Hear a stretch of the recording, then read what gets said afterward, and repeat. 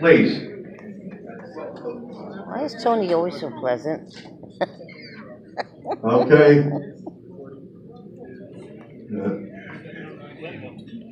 Cat, get up here. I need help. You don't have a portable charger or wire, do you? Wait, we got a lot of bodyguards today. Where's the other two? Oh, they're back there. Okay. We got half of the 4-9 precinct here tonight. Only half? And their leader, the king, the commanding officer. Pleasure. Sit over here, Cat. Right, you don't have an iPhone. Seems nobody wants to show up here. All right, here. They got BO or No, something. plug that in here. All right, we ready? Let us stand and do the Pledge of Allegiance, please. It's over here. I pledge allegiance to the flag of the United States of America and to the republic for which it stands, one nation, under God, indivisible, with liberty and justice for all. We remain standing. Let's say a prayer. We got a lot of praying to do today. First of all, for what happened in Florida with those kids. Let's pray for them. They're all angels. Hopefully they're in heaven. Okay, number one, then let's pray for us. First responders and our servicemen serving here and overseas in combat. Let's say a prayer. Thank you.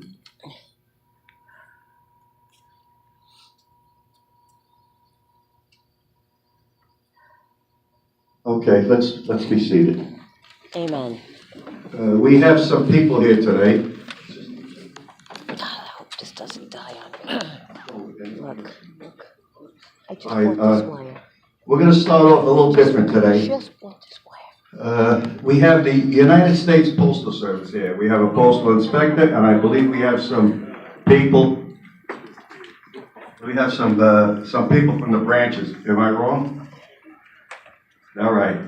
Now, listen. If you get abused, let it rub off. What you could do to get unabused is by correcting the situation. Okay? That's right. I don't know how many complaints you're going to get. Well, I'm going to be one of them. Anyway. A lot. So, we're going to bring you. How do we want? We have a postal inspector and 2 branches. We got 10469 and 104.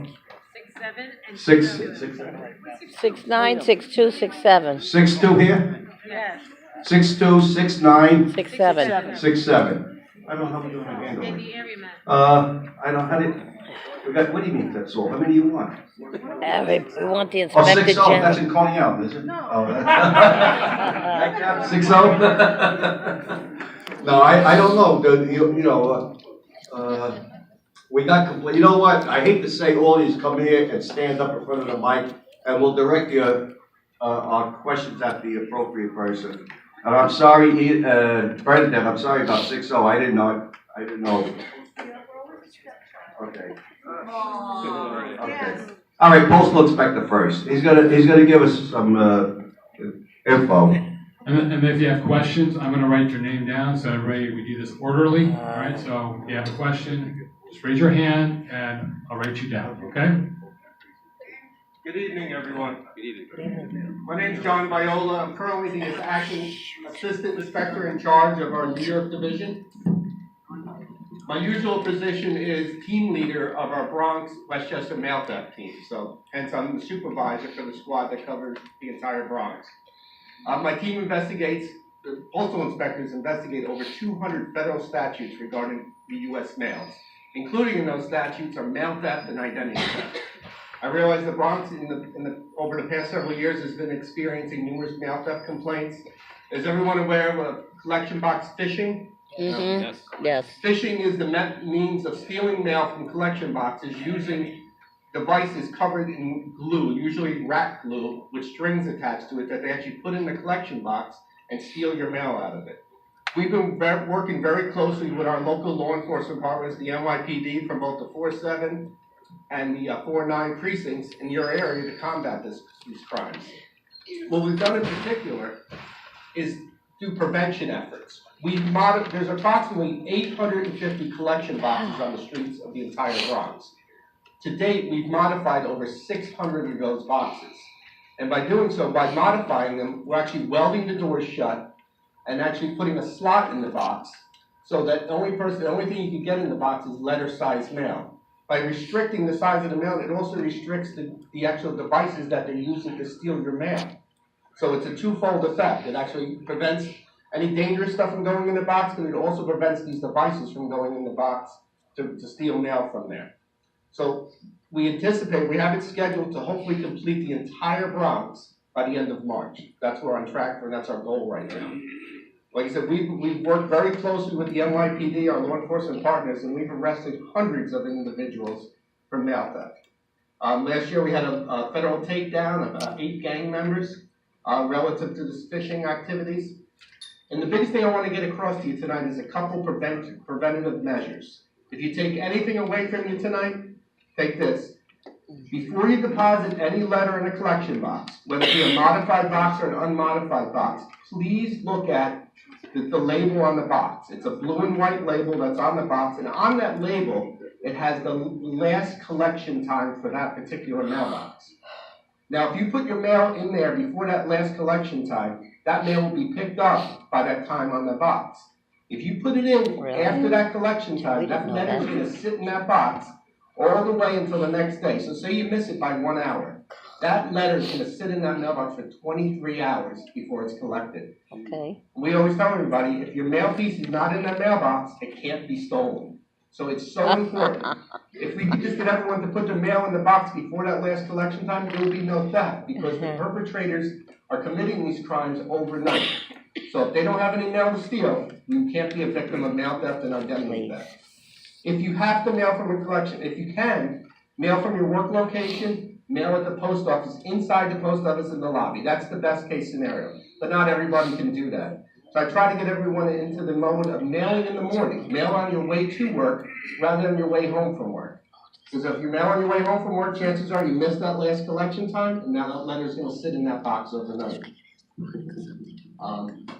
Couple other things. If you have an apartment-style mailbox at your house where you actually open it and you share a bank of boxes with someone else, do not let your mail accumulate in there. Or even if you have a box on your home where the letter carrier delivers to. If mail accumulates in there and you have mail statements containing your credit card information, your banking information, if it sits in those boxes, it's available for perpetrators to steal. It's the same as that you would protect any other property that you own. If you have a vehicle, you're not going to leave the keys in your vehicle. You're not going to leave your vehicle unlocked. So take the same protection that you do that to protect your mail. So that's what we're trying to convey out there. Like I said, that one point, I can't emphasize enough. Please make sure you're looking at that last collection time in those boxes before depositing anything in there. I want to open it up to some questions. If anyone... May I say this here? You're talking about the last, drop. Correct. If you miss it on a Saturday, Correct. it's not going till Monday. Correct. So if you miss it, I would hold it and then bring it Monday morning. Absolutely. It's not going anywhere anyway. If you deposit that in Saturday afternoon after the last collection time, that piece is going to sit in there until the collection on Monday. So you're just leaving your mail piece out there for up to 47, 48 hours possibly for no reason at all. It's not expediting the process at all. So like I said, if you have to, mail on your way to work on Monday morning, it'll be in there when the collector goes out there, he'll pick it up. You can also hand the mail to your letter carrier. So if you ever see your letter carrier, whether it be at your work location or at your home, you can hand your mail piece to your letter carrier, who then will bring it back to the office and get it processed. Any questions regarding the thefts, criminal activity? My purview is strictly criminal activity. The Postal Service. Okay. Yeah. Linda? Linda.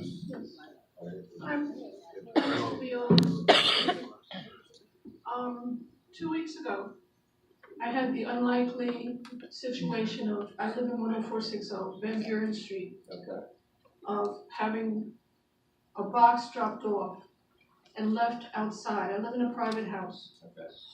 Somebody's usually always home. No doorbell was rung, nothing. I got I'm online, so I got the paperwork saying that they were gonna deliver, waiting for the box. They said it was delivered, nobody's there. Look outside, there's nothing. Somebody had stolen my merchandise. Thank God, it cost me, it was $60 worth of merchandise. If it had been 2 weeks before that, it was over $500 worth of merchandise. I called Officer Sturdivant, Detective Sturdivant, and I gave him a description of a gentleman that we were watching that same day that had gone up on people's porches. And when he saw us watching him, he left, but then he came back again. And I called DeVoe Avenue, spoke to a young lady named Catherine, very nice. She told me she would take care of it, because I said, if there's nobody answering the bell, don't leave it, leave me a sticker, okay?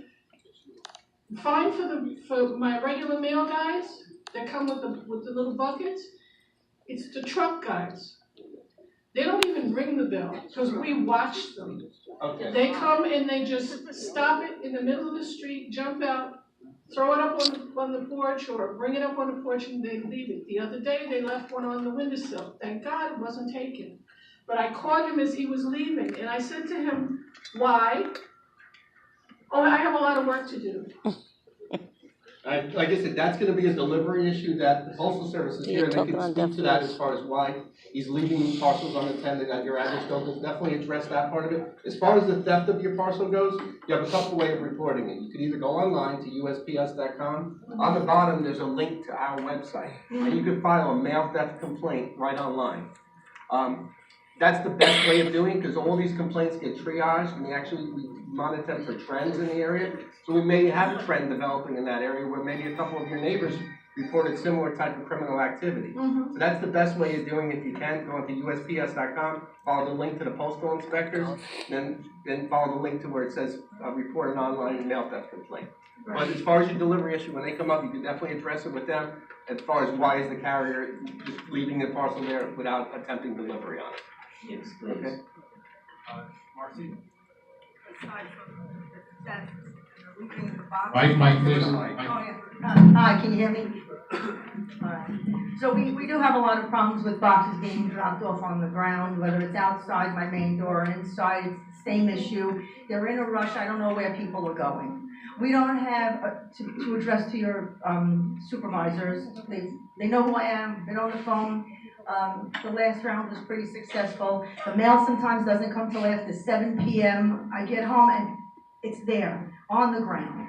Now, lately, after I spoke to one of the ladies, one of your supervisors, the past few weeks, we're actually getting our mail on Saturday again. We hadn't gotten mail Saturdays for a month.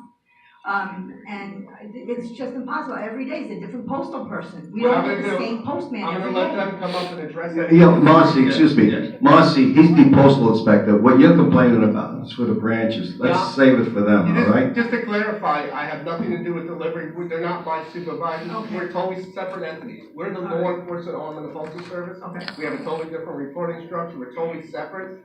We strictly investigate criminal activity, so that's all our purview is. Any delivery. Well, it's issues criminal that when you leave the Postal mail in the Service yard. has to That's address, criminal. And the representatives are here tonight. Well, one more thing That's before federal you step crime. away. Messing I with the mail. sometimes leave for work early in the morning, and at 5 a.m., you do have people looking and lurking through your post office, your boxes on the corners. They're there. Well, that brings up a great point, and I was just speaking with the commanding officer from the 4-9. Very important, if you see suspicious activity, just like the NYPD has been preaching for years, you see it, say something. Call 911, tell them you believe there's people maybe tampering with the collection box. The NYPD are out there, they're the eyes and ears out there, they're the ones in the community. I have 6 agents that cover the entire Bronx and 10 northern counties. So they're our law enforcement partners. We respond to these. If there's an arrest made, well, I have my inspectors respond to them, and then we actually work jointly with these investigations. So we have a great working relationship with them. So if you see anything, please immediately call 911, report it. They'll dispatch a car over to the area and immediately respond. Okay, Ian?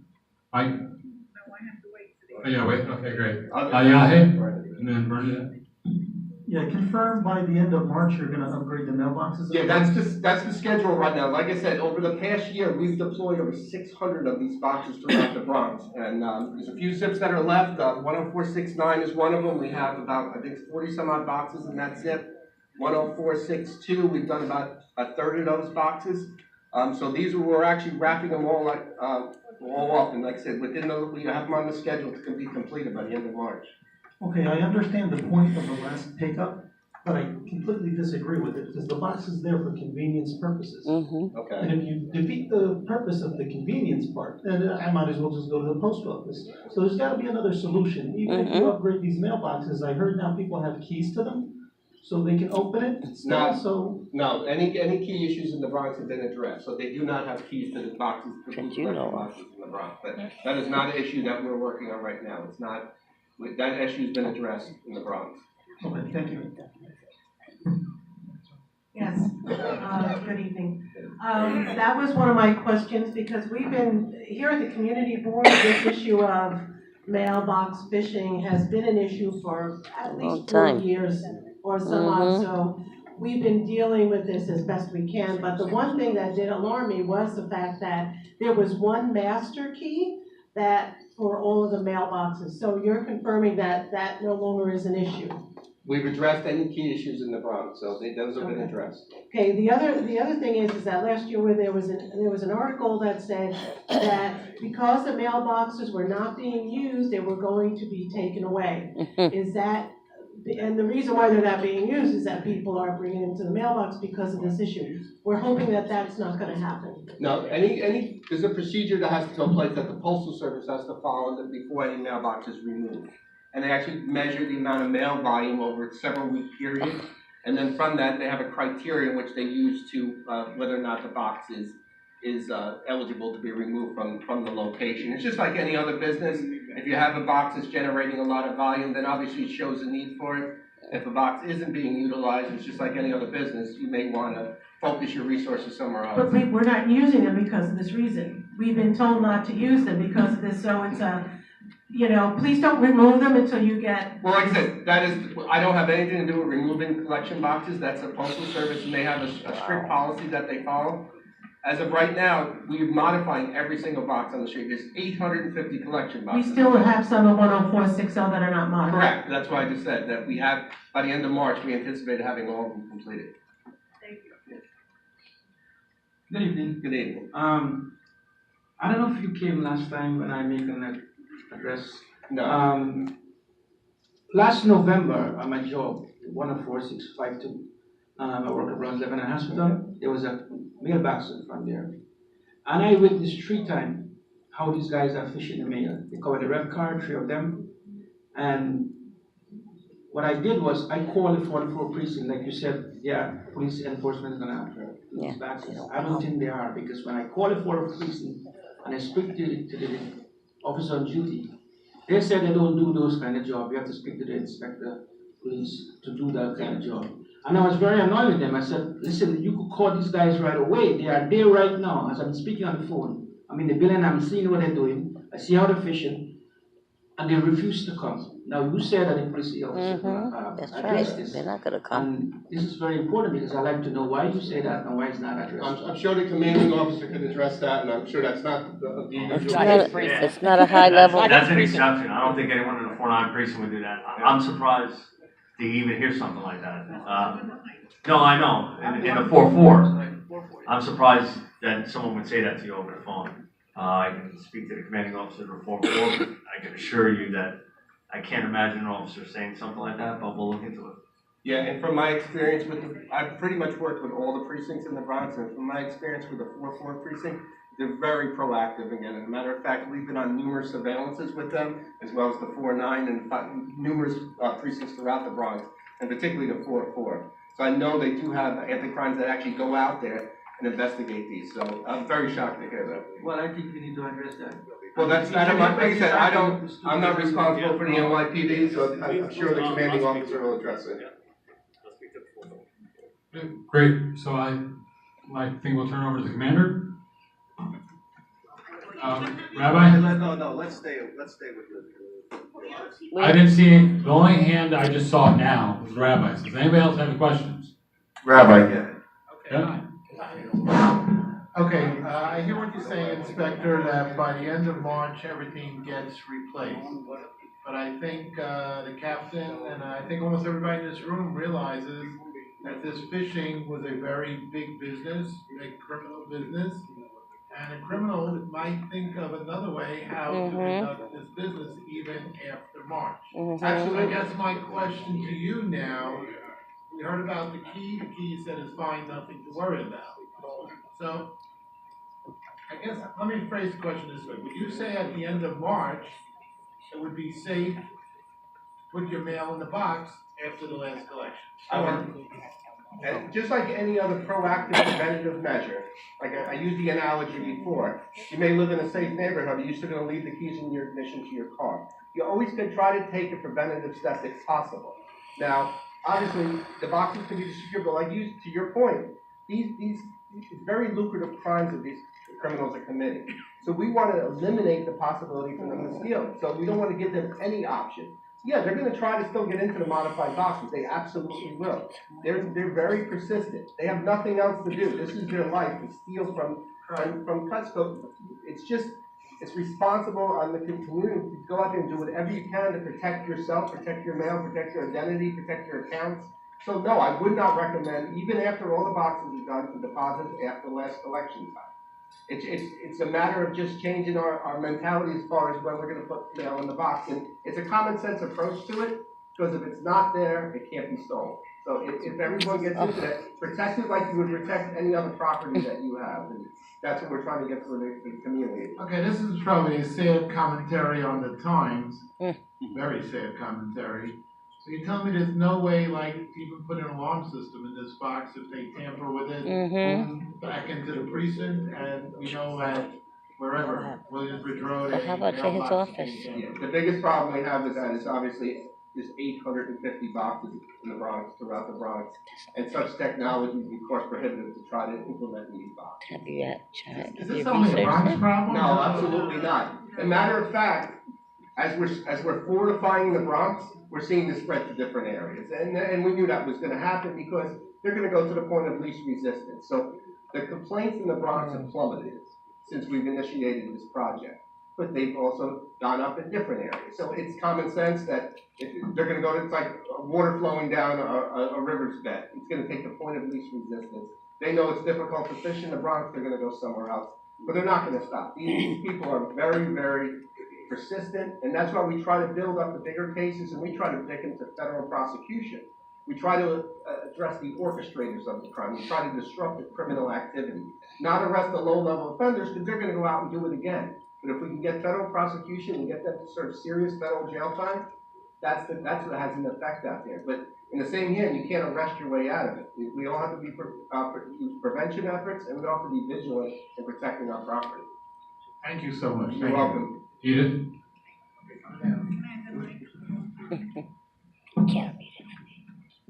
Okay, you're standing there and telling us that even though we have the new boxes, we should change our way of living and walk to the post office. No. Wait, that's what I heard you say. All right, at any rate, if you take senior citizens like I am, very senior citizens, it's a hardship for us to walk to the That's post right. office. Absolutely. So what is the sense of putting in a new mailbox, which we have on the corner of Holland and Lydic? And as far as I could see, I could put one envelope in at a time, so you can't go fishing, to put in new boxes if we can't use them. I'm not saying you can't do what I said, though, to take the extra step and to protect yourself is to mail prior to that last collection time. That's what I stressed. I heard you say that, but I also heard you say we could change our ways and go to the post office with our mail to be safe. Absolutely. For your information, I have walked to the post office, I have put my bills in there, and they never got to where they're going. Okay. Like I said, there's always going to be exceptions to everything, but like I said, if you put in there during the day before your last collection time, I believe that it's boxes as secure as we can possibly get it. Postal Service invested a lot of money in modifying these boxes. So they took a tremendous amount of effort to try to protect your mail out there. So, yeah, you could use the box, but I'm just saying, take that extra step if you can. Obviously, not everybody, especially like you said, the elder communities can't get to the post office, but use the box, but just mail before that last collection time. That's all we're saying. Okay, Don Shano? I'm under the impression that the mail carriers who deliver the mail, if you give them a letter, are supposed to take it back to the mail, to the post office. Correct, that's the procedures, and the Postal Service can verify that, but yeah, the procedures, they take it and they're supposed to entrust in that mail and get it into the processing. Is there any way for large apartment buildings, you know, everybody's got a mailbox, to have a separate mailbox, you can put stuff in the apartment building, Well, I know a lot of the panel No. boxes do have a separate area for collection mail in there. They usually have one dedicated slot for collection mail. So I know a lot of the apartments do have that. Jenny, right? Not in my building. Okay, not everyone's gonna No, have but it. this, I know a lot of them. You know, I'm sure a lot of these buildings wouldn't mind, you know, spending $50, $100, $200, whatever it is. no, To put no, in a secure box, no. actually buy the mailboxes and have the mail carrier, To talk, who's ever yeah. dropping it off, actually pick it up and take it back. The trouble is that how do you access the box, how do you get the keys for that particular box? The only one's gonna have the key is gonna be, it's gonna be the same lock as you have to open up the Right rest of them. now, Alright, well, the postal service, like I Technically- said, that would be a collection box, and that's what the postal service offers on delivery locations. Like I said, they're the ones that determine where the boxes go, where the volumes are, that's all on, the postal service end. Like, we investigate the crimes, but they're the ones who are delivery, collections, that's all the postal service. Okay, but I mean, they might wanna think about doing something like that. Okay, so, all right, we're gonna move on to the professional man. Thank you very much for your information, and it was helpful, believe it or not, okay? And there's Now- flyers up front as well, if anyone needs to. Thank you very much. Have a good day. Now, the branch reps, could you come up, please? I figure all of you. So, one suggestion I got, and I think pretty much all of us are gonna have the same complaint for 10469, for 67, and everything else. I mean, if Get you ready. have, if it's the same, well, one of them is the fill-ins. That's gonna probably be a problem for all four of them. So, I mean, rather than say it 4 times, maybe if one person addresses it and then says, it would apply to all of you, I believe. That would, get us to get more information, other questions in, okay? And for the record, let me say this, the town of Greenberg, 1 month ago, the town of Greenberg, what we complained for down here is happening up there too. So it's probably a national problem. Okay, let's open up. Could you identify what zip code you're on? Okay, good evening, everyone. My name is Jeannie Martinez, and I'm a manager of customer service operations. I'm an area manager, and I cover a total of 9 zip codes. The zip codes that I cover is 10455, 10459, 10463, 10464, 10467, 10468, 10469, 10473, 10474. With me, I have representing 10469, the manager of Baychester Station, Ms. Woodruff. I also have to my left, Ms. Stephanie Santos, the manager of Williamsbridge Station, 10467. And to the right of me, I have a newly promoted supervisor, Ms. Romara Tuggles, representing Parkchester Station, 10462. I will speak on some of the issues that were coming about that we heard so far. One of the questions or issues that arise was in 10460, and you were talking about them leaving the packages outside unattended. Now,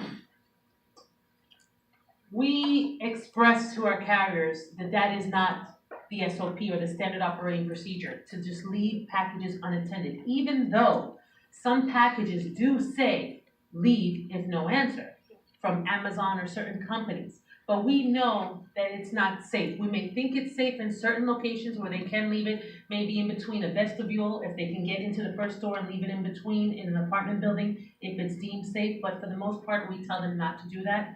We do have a lot of new hires that we just hired, and they're in the course of training. The attrition rate in the post office has gone up very high, very rapidly, and we have a large turnover.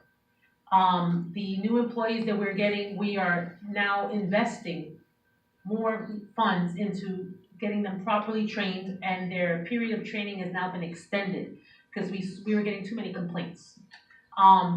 Another issue that we were having was employee availability. As a result of employee availability, there's a lot of unfamiliar carriers on routes. So since there's a lot of unfamiliar carriers on routes, that's why I think one of the constituents said that there's always someone different. And that's due to the employee availability, which we are addressing as a whole in the Bronx. So in reference to that, I'm gonna take that back with me. I'm gonna speak to the manager of West Barnes, which is 10460, Ms. McCoy, and I will let her know your concerns. And if you can give me your address, Okay, so at least we know what route it's on, but I'm sure they will have a service talk with the drivers to let them know, because you're saying it's the drivers, it's not the foot carriers, correct? So we will have a service talk with those drivers and let them know, again, you must ensure that you ring the bells. If no one's home, leave a notice, bring it back. Because at least you know for sure it'll be in the post office when you come to pick it up. This morning, my neighbor, who's infirm like me, hobbled down her stairs, and because she couldn't catch him, and she took it to her, dragged it to her house. Okay. Well, we don't want that to happen, so I apologize on behalf of the postal service, because that's not the customer service that we want to provide. Ma'am, Bernadette? Yes. I believe you said you had an issue in 60, what was your issue? Was really just about the mailboxes. Oh, the mailboxes. So basically, in regards to the mailboxes, and I know there were some concerns about them taking them away. At one point, they were being taken away, but that was because they were changing them to the new modified boxes. So some boxes were taken from their locations for about a day or two, and then new boxes were inputted with the modifications. Again, this was also done for the protection of the public so that there is no more phishing. Was there another concern that the delivery? Okay, in reference to the delivery, like I explained, with all the new hires that we have, we are vigorously training them, and we are trying to ensure that they're doing the right thing. We have supervisors going out and walking with them and observing them, and we're in the street. If you have any questions or concerns or complaints, you have three methods that you can do it. You can go online at usps.com and you can file an ECC complaint online, which will go directly to a telecommunications center and then will be filtered down to that zip code. At that zip code, someone from the actual station will respond usually within 24 hours to let you know that they got that first contact, they're making the first contact with you, they're aware of the situation, they're going to investigate and follow up with you. You can also do it on the phone as well. You can't get nobody on the phone. Okay, you've tried the phone. You can't. But definitely online, or if you call, not calling the branch itself, calling the 1-800 number for the ECC complaint. But you can also call the branch itself and speak to the supervisor or the manager as well, or write a letter and they will address it as well. But I will be taking back all this information with me, and I will share it with the district, I will share it with the leadership of the Bronx, and we will gladly address it. Okay, so let's do Marcy, Keith, Edith, and Andrea. So, Pat, sorry. whenever you're ready. I'm ready. I don't know if it was Ms. Tuggles I was on the phone with, but there was a supervisor. The phone works very well for me. It's In like Parkchester?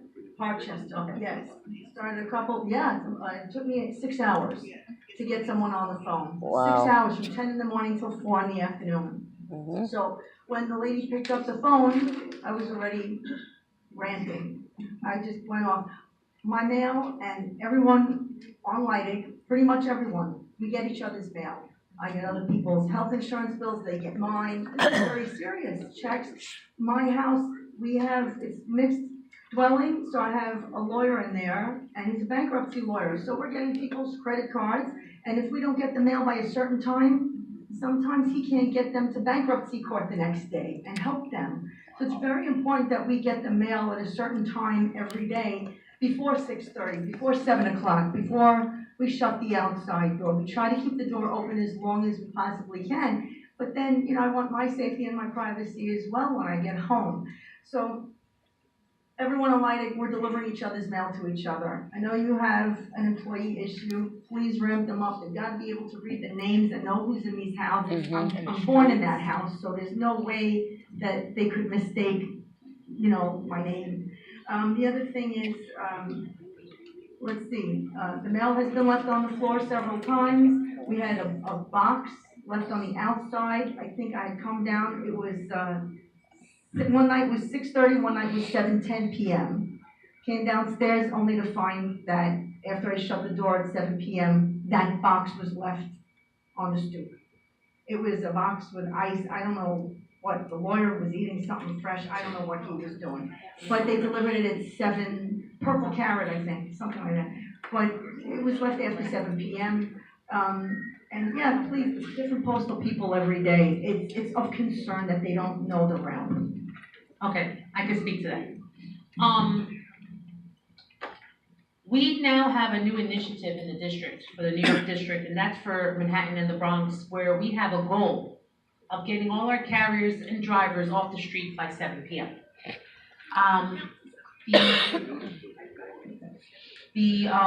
There's been in the past where the carriers were out late. You still may see them delivering after 7, but for the majority of the Bronx, we are back by 7 p.m., all mail delivered. We do have a contract with Amazon Fresh. Amazon Fresh delivers groceries, fresh groceries to your door. And they have deliveries up until 10 p.m. And they are scheduled that way. They have specific time frames where they have to deliver. They start from 4 in the morning and it ends at 10 p.m. at night. So it's a possibility that that tote that you saw on the floor was Amazon Fresh. I'm not sure, but it's something that we will look into. And sorry. Yeah, go proceed. Okay. It's being addressed, the issue. Okay. But for the most part,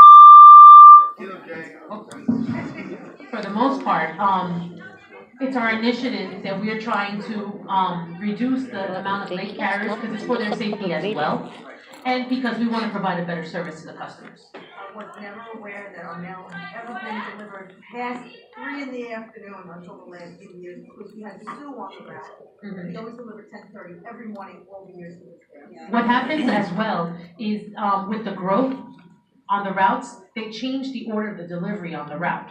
So the carrier must follow a certain route line of sequence of delivery.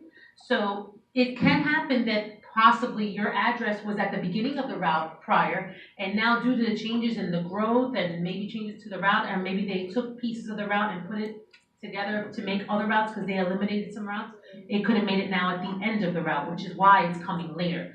But for the most part, we cannot guarantee a specific time delivery, but we make all efforts to ensure that all mail is delivered before 7 p.m. I had Keith and then, or Pat, either one first, and then we'll jump back to you. We're from Eastchester Gardens, and that's 10469. Piggybacking about we know our carriers. We know them, we love them because they've been there, they've been in place for forever. But when you do have other carriers that come, the mail is delivered in all the different boxes. I can understand why you can't read, or you can't actually, you have to read.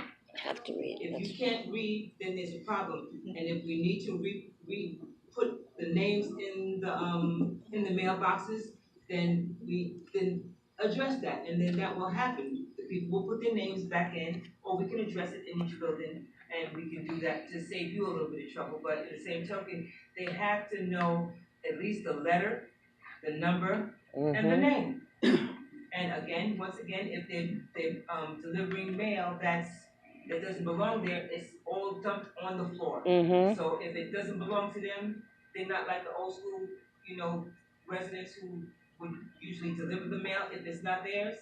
But nowadays you have all kinds of people coming in, and we just can't keep supporting them without them trying to do the right thing by themselves. I'm the manager of Baychester, and I know that Eastchester Garden, are you part of the one that we call the courtyard, the big courtyard area, or just the Eastchester Gardens is off of Gun Hill and Burke? Okay, all right.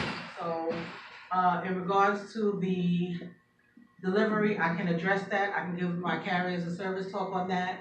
The same thing that she was talking about earlier, we do have a lot of new employees coming in. They are supposed to read the names and the apartment numbers. However, they're supposed to deliver by apartment number. If the name and the apartment number doesn't match, and it's the name, they're supposed to circle the apartment number and put the mail in the box and attempt it.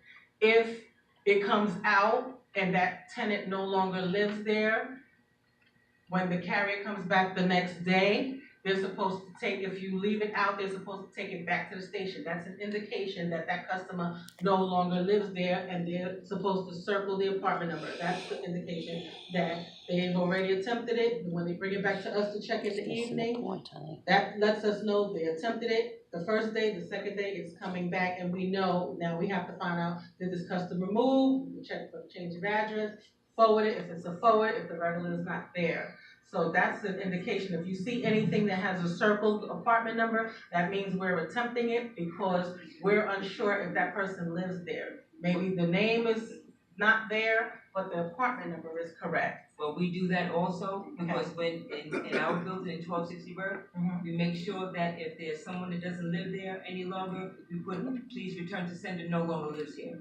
We do help do those things. Okay. But we just want, you know, the carriers to be able to do this. Well, that we can address in all the stations. We can give a service talk to our employees, make sure that you match the name with the apartment number, make sure you follow in the apartment number SOP, meaning circle the apartment number, and make sure that the mail comes back the next day. Then we have to either return it to sender, or we leave what we call a 1571. That's where an unfamiliar carrier leaves a message, if you will, for his regular to check the mail and see if that customer lives there, if they're unfamiliar, so that way that the mail gets, distributed properly. Keith. I just want to add to that. Let me just add to that. As far as the hygiene of the mailboxes, I'm glad that you said that. One of the main issues that we have for the carriers, especially new and unfamiliar carriers, is when there's no names written in the mailboxes. So it would help if the tenants or the residents ensure that their names are written inside the mailboxes very clearly, and that the apartment numbers are very clear on the mailboxes. I understand some places already do have that, and there's still mistakes, but it does help to try to bring down those misdelivery counts. Okay? Keith, we'll come back to you. Let's jump over here and then come back. Okay, let's make no mistake about this. The complaints that I have has nothing to do with our steady carrier, because he's a wonderful person. He goes out of his way. We have a big building with 86 units. What zip code, please? 10462. And he does a fantastic job. My complaint is not even the old mail truck drivers, but the new ones. I get a pink slip in my mailbox that there was an attempted delivery. No one rang the bell because I'm usually home all day long. I called the post office in Parkchester and I got a very nasty individual. You have to be on the phone for 3 hours to get through. And she tells me the mailman couldn't get into the building. I said, you think I'm stupid? He left the notice in my mailbox. How did he get in the building to put the notice in? That's number one. Number two is, when we have an alternate mail person delivering mail, they're very careless and they're very reckless. Either they don't know how to read or they don't want to know how to read. I got a delivery 2 weeks ago of an envelope with $1,200 cash from Florida. It was for the building next door, but it was the same apartment number. And it was not the regular mailman, because Dan never would have done that.